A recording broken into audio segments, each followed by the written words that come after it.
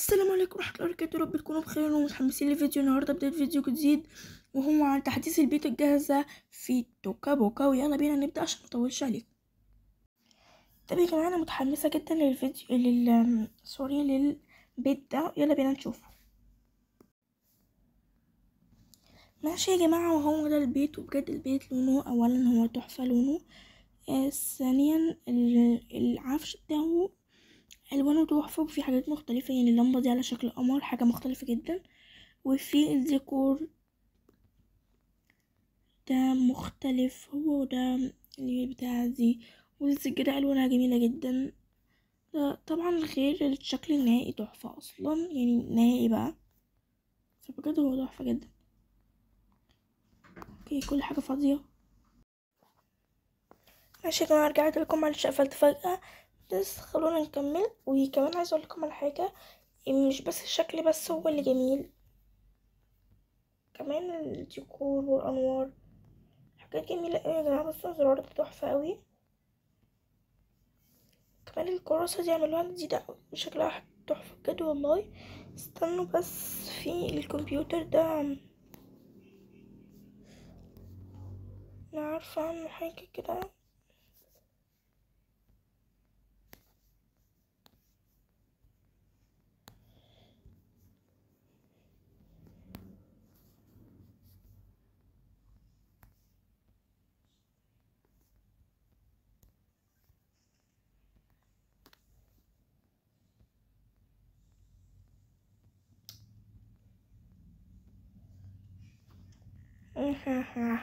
فيروس. اوكي اوكي خلاص.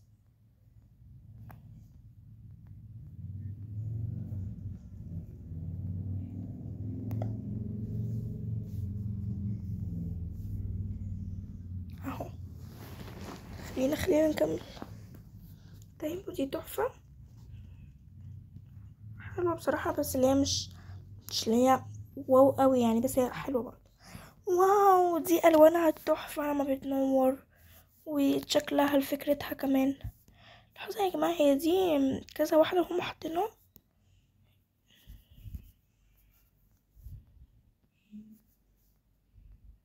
لا، اوكي شكلها حلو قوي.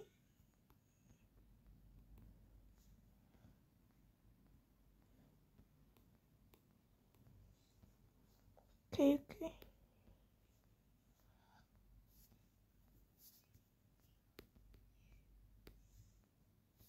كانت كده متهيألي عجبتني بصراحة، والكوباية دي عجبتني قوي. على فكرة يا جماعة، انا حاسة ان انا بهتم بأقل التفاصيل، بس ما علينا. يعني الالوان عجباني قوي، البتاعة دي عجباني. والكراسي، الوان الكراسي مع الترابيزة شكلها تحفة، الالوان داخلة في بعضها كده. والوان التلاجة برضو والارض، هما التلاجة والارض شبه بعض جدا. اوكي، والمطبخ ديكور كله شبه بعضه يا جماعة. بتاع دي تحفة، نجفة وفي نفس الوقت زهرية، وفي نفس الوقت ازاز كده، ومدية الوان المطبخ طقم يعني مع الوان المطبخ، فهي شكلها تحفة جدا. وانا بحب الزرع موت، بحب جدا. طيب، لون الكرسي ده عجبني جدا.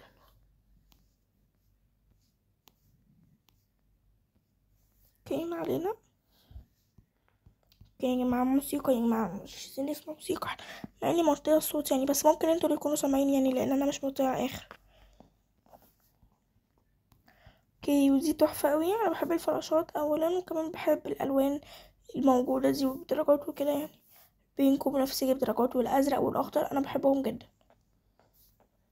اوكي، وتسوس ايه ده؟ مم، البلو بيري بيبقى لونه ازرق، فانا مش عارفه ايه اللي موجود ده. طب انا نفسي اعرف بقى دي بتعمل ايه هنا. المفروض دي بتاعت الصحراء، معلش، بس حلوة قوي. الترابيزه الخضرا مع البنفسجي دي شكلها تحفه، بس دي مش عارفه بتعمل ايه. اوكي، المرايه عجبتني قوي، بس انتوا عارفين يا جماعه، مش بحب فيها حاجه واحده بس. الحته اللي تحت دي، بصوا الحته دي انا مش بحبها، يعني مش كشكل، لا كشكل انا بحبها حلوة جدا، لكن كحاجة يعني لو بصوا لما اجي احطها مثلا عايزة اقربها بقى، بس مش بالحتة، مش في الحوض، عايزة اقربها شوية، مفيش مراية بتبقى كده يعني، المفروض ان الحوض تحت عشان يعني اطفال قصيرين، عايزة انزل مراية تحت شوية، مش بعرف انزلها عشان ده، يعني دي مضايقاني قوي منها. اوكي يا جماعة، الغسالة مع التويلت مع الدش مع الحوض مع الفراشة مع يعني تحفة، الفراشة مع البتاع ده مع النور ده شكلهم بصراحة تحفة، واللي هما الحاجات دي بقى شكلهم تحفة مع بعض. تمام، ندخل بقى على أوض النوم. ما شفناش احنا أوض النوم يا جماعة، بجد تحفة قوي، تحفة بطريقة غير متوقعة. أنا بجد عجبني قوي البيت ده، يعني بجد أقيمه 10/10.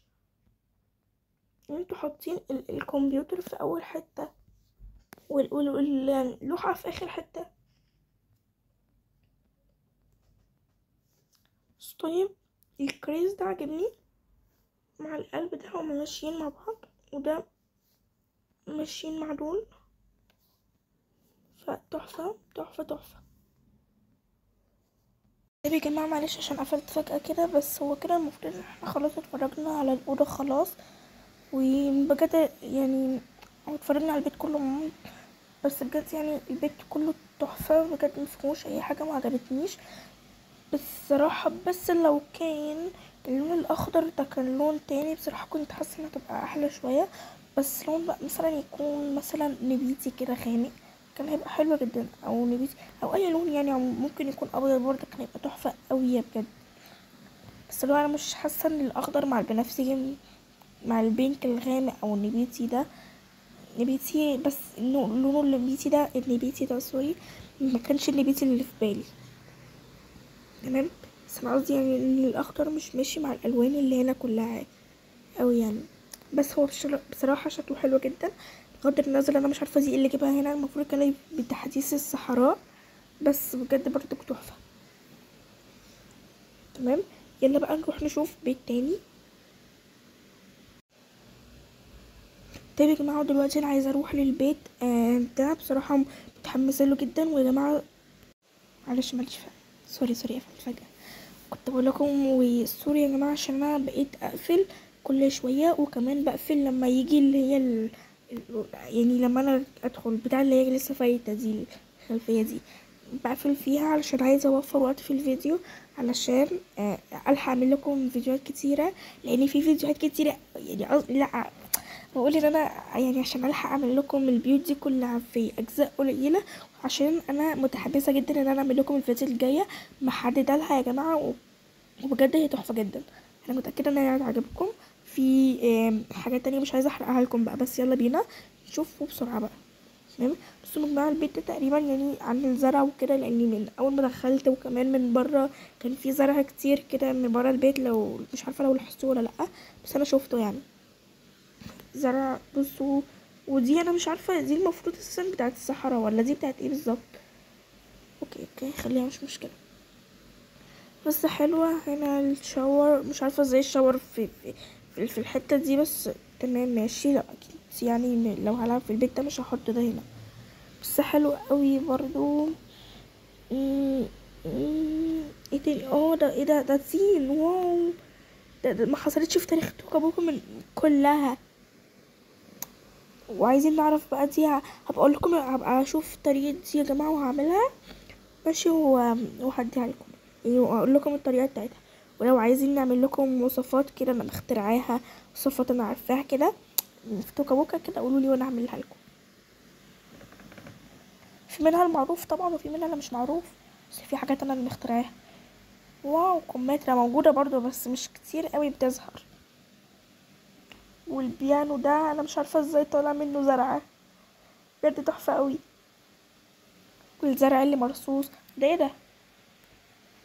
اوكي ماشي، كتاب كده خلاص، انا افتكرت هيبقى جوه حاجه، بس مش توقعت ان يبقى فيه هنا حاجه. اوكي القمر مع ده يطلع، انا مش فاهماها بصراحه يا جماعه، بس نشوف الحوار ده بعدين. بس حلو قوي المكان هنا، واو واو واو واو، شكل الحيطة مع الزرع اللي فوق مع النيش بتاع الزرع ده. المفروض النيش بيبقى بتاع اطباق وصيني والكلام ده، بس هم عملوا فكرة جديدة المرة دي. والكتب اللي فوق بعضها دي تحفة قوي، مش بتتحرك بس هي تحفة جدا، شكلها تحفة، ودي ديكور حلو كده ومختلف وجديد. والكنبة والكرسي تحفة مع الأباجورة الكبيرة اللي واقفة دي. وهنا الزرع مع شكل الشباك من بره، اصلا دي حاجة بتاعت البيت ذات نفسها. والزرع اللي محطوط فوق العمود ده ملفوف، لا ده هم حاطين العمود اصلا. اوكي العمود هو كده ذات نفسه. والراديو ده بيت قديم بقى. والترابيزة ذات نفسها حلوة، هي الترابيزة دي محطوطة كده في البيت، لا لا هم حاطين. اوكي اوكي مع ال البتاع اللي هنا دي، اللي هي دي حلوة جدا. واو واو، دي حاجة جديدة. توكا بوكا بجد المرة دي عملت حاجات مختلفة جدا. اه دي هي. اخيرا عرفت انك مش تبع الصحراء. جماعة هو تقريبا ممكن نستعمل بيستعملوا بيوت لحاجات، يعني قصدي عفش البيوت وبيوت، يعني ممكن يكون دي للبيت ده وكمان بيت الصحراء او عربية الصحراء، مش عارفة، او ممكن انا فاهمة غلط، وقولوا لي لو عارفين في التعليقات. اوكي يا جماعة، بس انا حاسة ايه ده.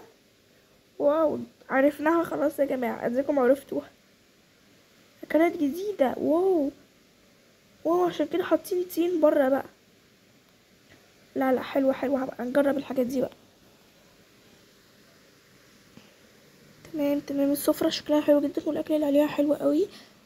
تقريبا هو موجود فوق اصلا في البتاعة دي.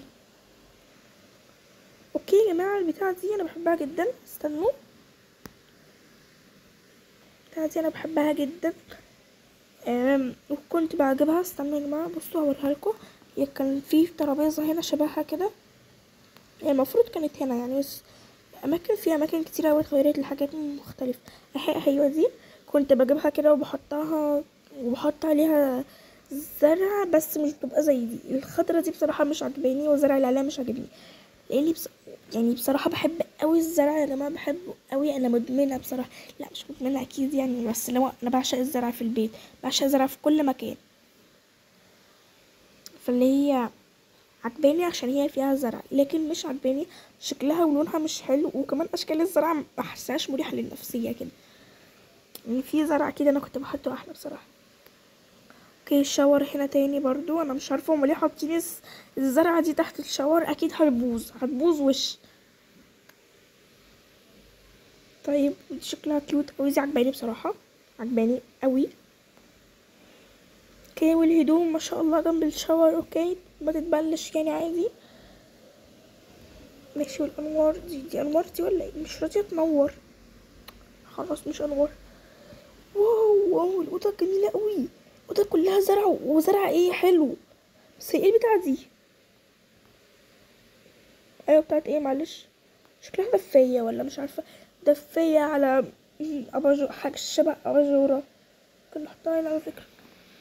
بس حلوة قوي، حلوة قوي الأوضة. الزرع ده عجبني اللي ورا ده. واو دي ستارة، مش زرع بس هم حاطينها كأنها زرع تقريبا يعني، بس حلوة قوي، حلوة جدا. بس كمان حلوة، حلوة بجد، حلوة الحاجات. اوكي يلا ننتقل للبيت اللي بعده، ويا رب يكون عجبني وانا اختار اكتر بيت هتحمس له. طيب يا جماعه، انا هختار للبيت اللي انا متحمسه له قوي، وهو البيت ده، متحمسه له جدا، يا رب يعجبني بقى عشان انا بجد عايزه العب بيه. يلا نشوف. ايه ده شكله 3 ادوار. واو واو بجد واو. انا مش عارفه ليه انا كل شويه لا اما اقفل في الوقت اللي هي بتيجي فيه الخلفيه الفارغه دي، وساعات ما اقفلش، مش عارفه ليه، بس قشطه يعني. مبدئيا كده حلو قوي، اللون بصراحه عجبني. لون البيت من بره هو ده، انا حاسه انه فندق، مش عارفه ليه، مع ان الفندق احنا شفناه، بس ما علينا برضو. كنت بقول اني انا عجبني قوي لون البيت من بره، لونه ازرق، انا بحب اللون الازرق جدا.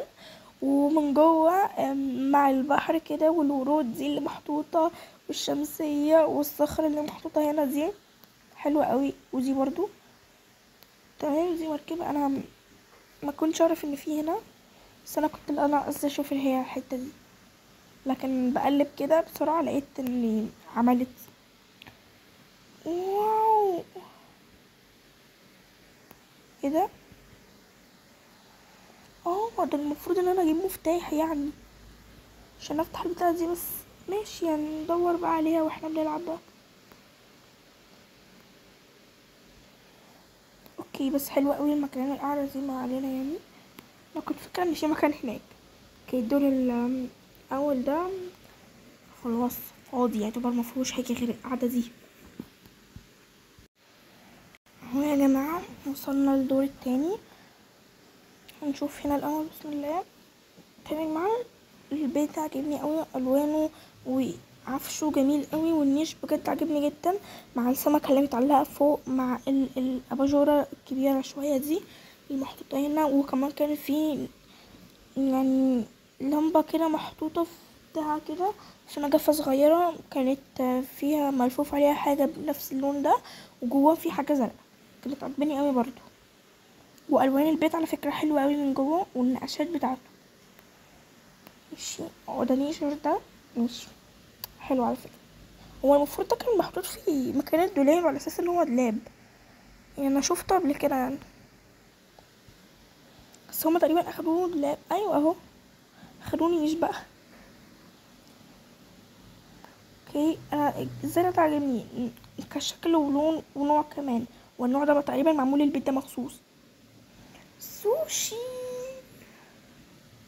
يا جماعه لو قلت سوشي غلط يعني استحملوني، استحملوني ماشي، عشان انا بتلخبط منه شوسي ولا سوشي، ولا بقوله باسماء عجيبه وغريبه. ما علينا، خلينا في موضوعنا لان انا بروح في مواضيع تانية خالص. طيب الكنبه حلوه قوي، والكراسي نفس الكراسي اللي شفناها.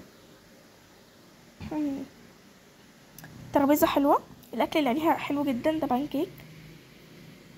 بانكيك، بانكيك معمول بطرق مختلفة يعني. بصوا يا جماعة البانكيك ده مربى، دي مربى الوردة دي ولا ايه؟ حلو والله، حلو البيت، حلو قوي. دي ودي انا عاجبني قوي النجف والاباجورات بتاع البيت ده. يعني بقى فيه طرق الاكل ده، واو ماشي. هنبقى نشوف الحوارات دي بعدين.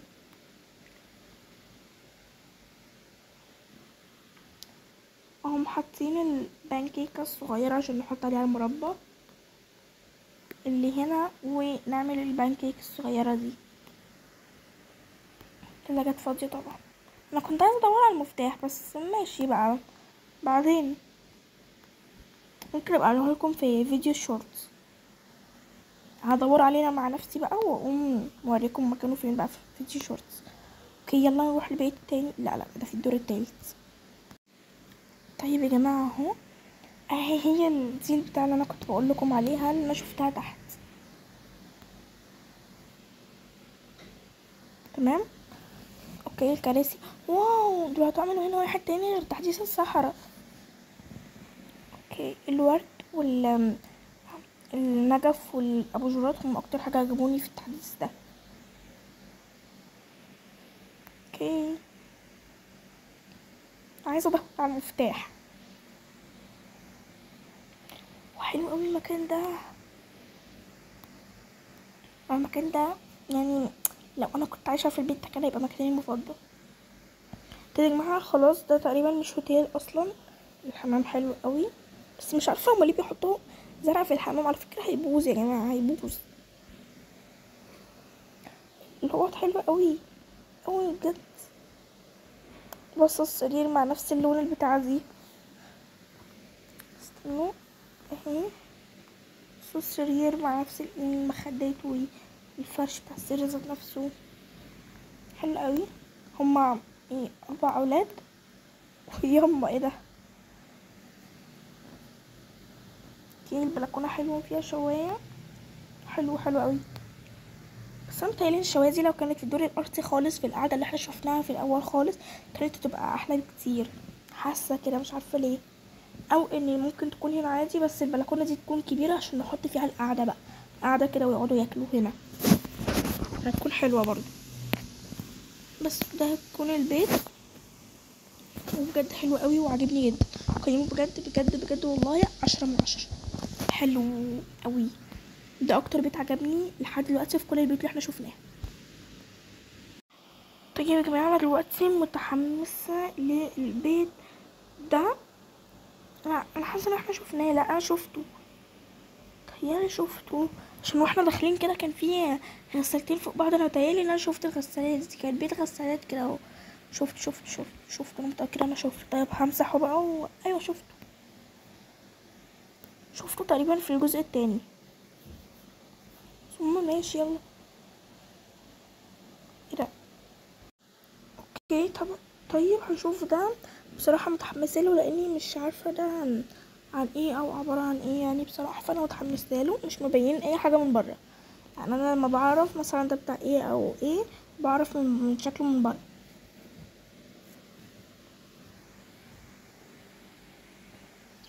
اوكي الشجرة دي محطوطة مش تبع البيت، ايوه كده. المارشميلو ده مع لون الشجرة بصراحة عجبني قوي، مش عارفة ليه، مع انهم حاجات تافهة قوي يعني كيس مارشميلو يعني مع ورق الشجر. تمام. طيب اول حاجة عجبتني زي ما قلت لكم كيس المارشميلو مع ورق الشجر والورود دي. وتاني حاجة عجبتني الكراسي اللي محطوطة باللون الازرق مع العربية واللون الاصفر. الكراسي دي مع الكراسي دي عجباني قوي، حلوة جدا. وهنا اتعلمنا وصفة جديدة اهو، الشطرنج. عجبني قوي ان يعني توكا بوكا عملت شطرنج. اوكي يلا نكمل. الورود محطوطة في كل حتة في شكلها تحفة بجد. ثواني، هي الورود دي محطوطة ولا محطوطة. كل الورود اللي هنا محطوطة بسم الله ما شاء الله. هو العمود ده تبع الورود يعني، هو الورود بالعمود ذات نفسه مش كده؟ ايوه تقريبا يعني معلش. العمود محطوط بحتة مخصوصة للورد ده، كمان الورد مش عليه الخطوط البيضاء فهي مش محطوطة من هنا، فاهم؟ اللي هو اكيد. واو ده هنا بقى قعدة رومانسية وكده فيها خاتم الكلام ده. اوكي حلو قوي الخاتم عجبني معلش. بس انا مش هتكلم تاني خلاص. مش هحقق ده محطوط كده ولا لا. بس على فكرة برضو ممكن يكونوا شايلينه من العمود وحاطينه هنا معلش يعني، بس اكيد لا يعني. خلاص ما عملناش دعوة يعني. في حاجة مستخبية على الشجر ده ولا لا؟ لا مفيش. اوكي حلو قوي الجنينة بجد حلو قوي. واو ايه ده؟ دي دست على دي بالغلط فجربت ادوس على دي كمان. عجبني قوي البيت ده بجد، تحفة قوي. دلوقتي انا بقيت حيرانة ما بين البيت ده والبيت اللي احنا لسه شايفينه. جنيني. اوكي ما علينا. البيت كان صغير وجميل بصراحة. هو مش بيت ده كده حديقة بقى، هسميها الحديقة المركزية او الحديقة المحلية او الحديقة المجتمعية، اي حاجة يا جماعة سموها الحديقة اللي مش عارفة ايه اكتبوا لي في التعليقات. حلو قوي الشجر المعمول على شكل حلزونة، حلو جدا. والشجرة دي برضه عجباني. ثواني حلوة. يلا نشوف بقى بيت تاني. طيب واخيرا فاضل 5 بيوت، البيتين دول والتلاتة الحلوين دول. رب ما يكون فيه الحمد لله مفيش الحمد لله. تمام يلا بقى نشوف ده. عايزة اشوفه.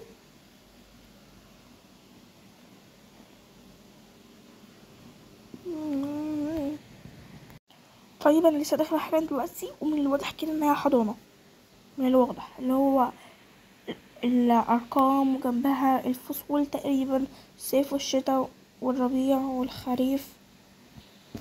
حلو ده في حاجة؟ لا. اوكي حلوة قوي الشكل لحد دلوقتي. الحضانة بجد مترصصة بطريقة حلوة، الوانها جميلة، فيها العاب حلوة قوي بجد. انا لو طفلة اتمنى حلم حياتي ان انا ادخل الحضانة دي. لا بجد عاملين حاجات حلوة قوي فيها من غير ما اتكلم كده.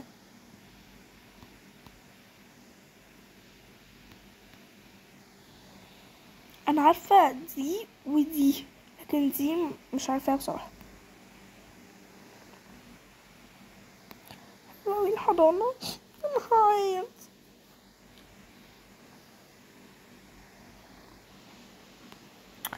مش عارفة انا ليه بفتش مع اني حفظت ان خلاص مش هيبقى فيها حاجة. الله انا عايزة طفلة.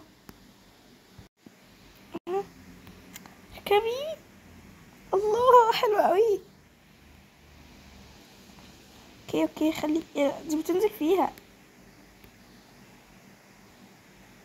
ده ايه ده؟ اه دي شنطة. دي شنطة من قدام دي ولا ايه؟ ولا ده ايه ده بالظبط؟ هو ده شكله مش شنطة اصلا، بس حلو قوي.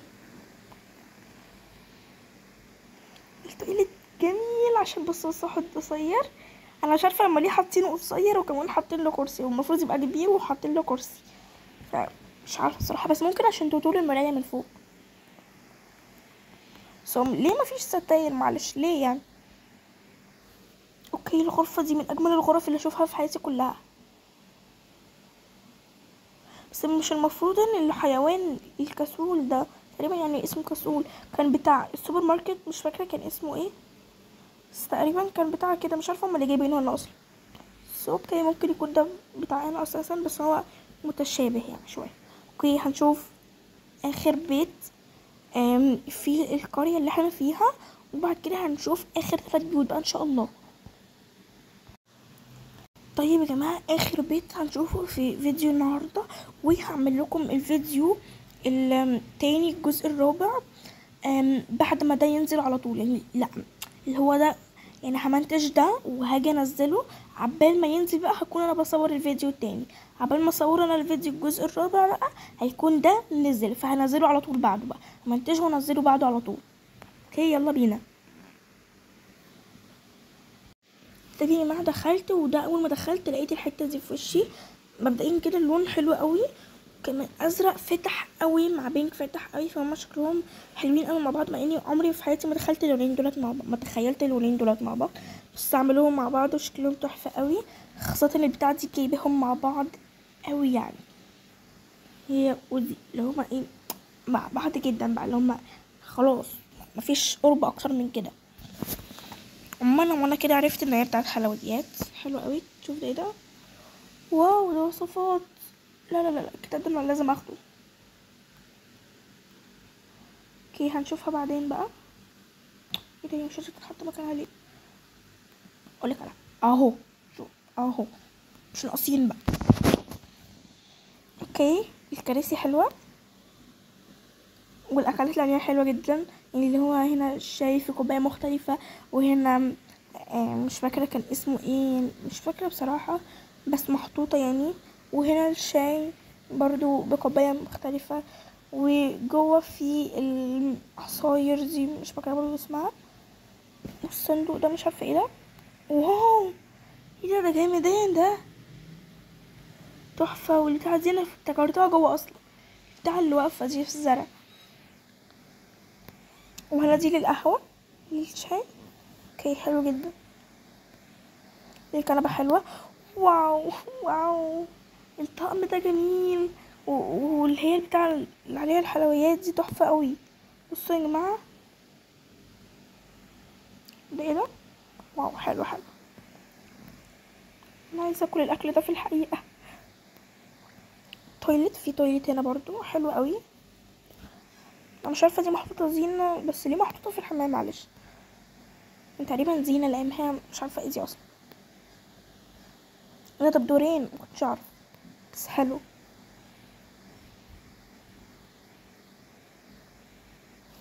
اوكي انا بجد عجبتني قوي الزرعه دي، وبقيت استعملها على فكره. بجد ماشي حلو قوي. دي عربيه ايس كريم دي ولا احلى حاجه ان حاطين باسكت عادي جدا يعني. اوكي المكان حلو جدا، بس مش يعني حلو، بس يعني حاسه ان لو كان في مكان زي ده جوه وحطوا فيه الحاجات دي كانت هتبقى احلى، مش عارفه ليه، بس كده حلو قوي برضو. طيب تعالوا بقى نشوف الدور التاني. طيب يا جماعه اهو وصلت الدور التاني، واول حاجه عجبتني البتاعه دي شكلها كيوت قوي، حلو قوي السجاده، وحلو قوي الصناديق دي عجبتني بصراحه، حلوه. والبتاعه دي اللي فوق دي، لا ثواني هنا، البتاعه دي حلوه جدا، مش عارفه ليه مع انها سامبل خالص، بس عجباني قوي. حلوه التلاجة، الحاجات اتحرقت بمخبز بقى. اوكي وده حلواني على مخبز كده، حلو قوي. مش فاهمه دي ايه فكرتها، معلش يعني بتعمل ايه معلش بقى يما نوسي. اوكي ما علينا. المربى ده فوق فيه مربات، او هو لا اما مربى لا اما كريم شانتيه، حلو قوي. ده الطويل التاني حلو، السجادة حلوة، بس اكيد مش محدش هيحط تسريحة للميك اب مع كرسي قماش مع سجادة مع زرع في الحمام، معلش يعني هيبوظوا، بس علينا يعني الشكل تحفة من برا، يعني كمنظر شكل تحفة، لكن كحياة كده مش هينفع خالص. فيهم كذا عجباني قوي، سو سو كيوت، سو كيوت بجد، سو كيوت، انا بحب الفيونكات قوي. واو دي محطوطة مش تبع المكان ذات نفسه، حلوة جدا، والسجادة عجباني قوي، والميك اب اكتر حاجة عجبتني، المراية خاصة. اوه ده فيه فيونكة اكبر كمان، ايه ده، هو ده مش محل المفروض، تمام، هو نص محل ونص مخبز، محل مخبز وحلواني، يعني نص مخبز ونص حلواني ونص كمان بيت، اللي هو حاجة حلوة مختلفة جديدة ما اتعملتش قبل كده، وانا مصدومة خلاص افورت قوي، بس حلوة جدا الأوضة. وبدون تعليق، معرفش ليه بتحمس قوي ان انا افتح الدراج والحاجات دي. التليفون حلو جدا، كان في تليفون معفن كنت بجيبه بالعافية، كان معفن قوي، بس مش عارفة مكانه فين دلوقتي، بس مش هدور عليه على فكرة. واكتر حاجة عجبتني في السراير ان بتبقى لخبطة كده، اللي هو وكمان عشان لو حد قعد عليه ومجرد ما تدوس كده هتصحى حتى لو هي قاعدة عليه، فهي بجد جامدة قوي. اوكي القعدة اللي هناك دي حلوة قوي، اللي هنا في البلكونة حلوة جدا، والكوبايات الوانها عجبتني قوي بجد، وكمان المشروبات اللي جواها انا مش عارفه ايه البنفسجي اللي جواها ده، بس حلو برضو. هو في منها الوان على فكره، الكوبايه دي اخضر وازرق وابيض، ده اللي انا شوفته لحد دلوقتي، مش عارفه في اكتر من كده ولا لا. ميوزك استنوا،